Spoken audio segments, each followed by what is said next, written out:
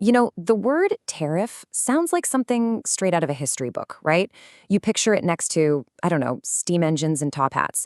And yet, all of a sudden, it's everywhere in our headlines, sparking these huge trade debates and really shaping global politics. So, what's the deal? How on earth did this old school idea make a comeback as one of the most talked about and controversial tools of our time? I mean, for a long, long time, the whole world was moving in one direction: free trade. Countries were all about tearing down economic walls, not building them up.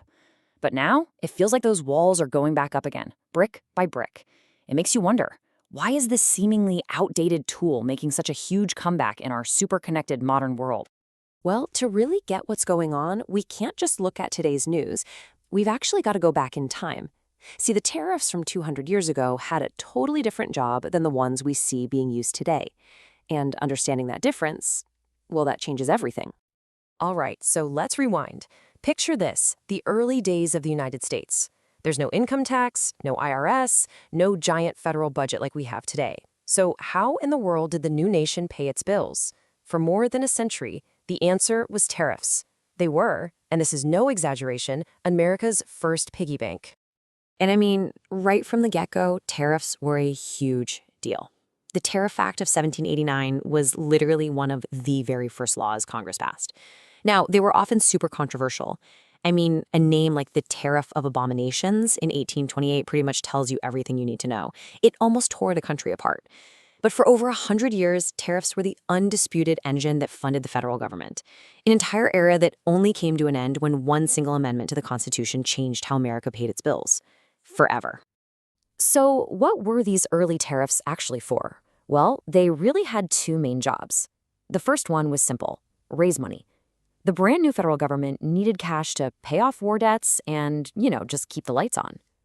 The second goal was a bit more strategic, and this was Alexander Hamilton's big idea.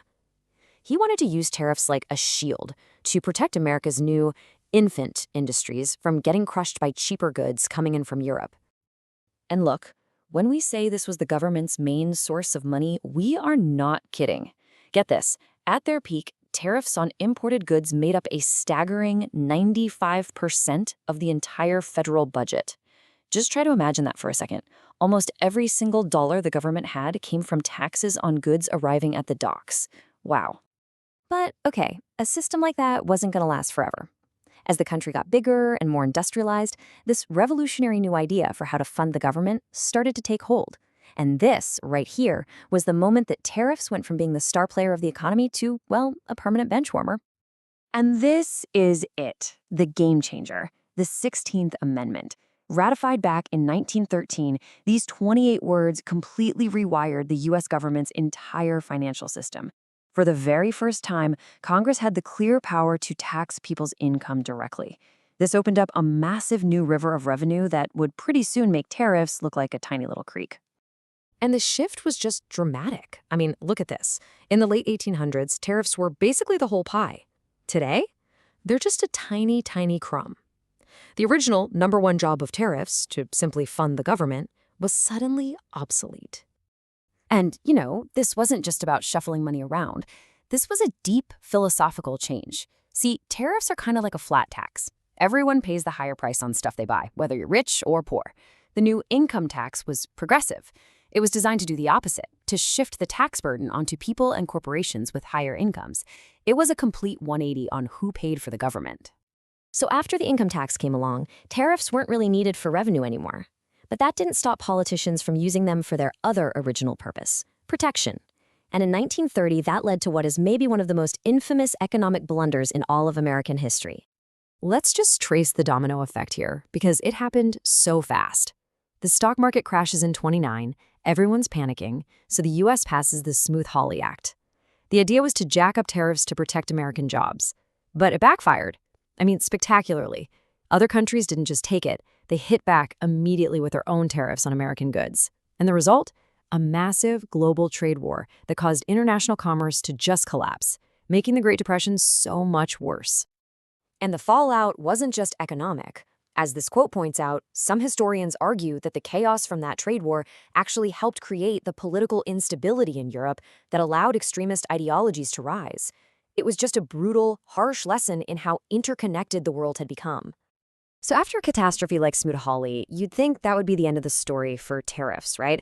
They'd be locked in a box and the key thrown away. But as we all know, they're back. And the tariffs of the 21st century, they're a whole different animal, used for a totally new set of reasons. Yeah, nobody today is arguing we need tariffs to pay for roads and bridges. Instead, they're presented as these kind of surgical tools to fix very specific modern problems. The reasons you hear now are things like stopping intellectual property theft, correcting trade imbalances, or trying to bring manufacturing jobs back home. They've also become this really powerful bargaining chip in high-stakes global negotiations. This slide right here really gets to the heart of it. Historically, tariffs were about money and defense, raising revenue and protecting brand new industries.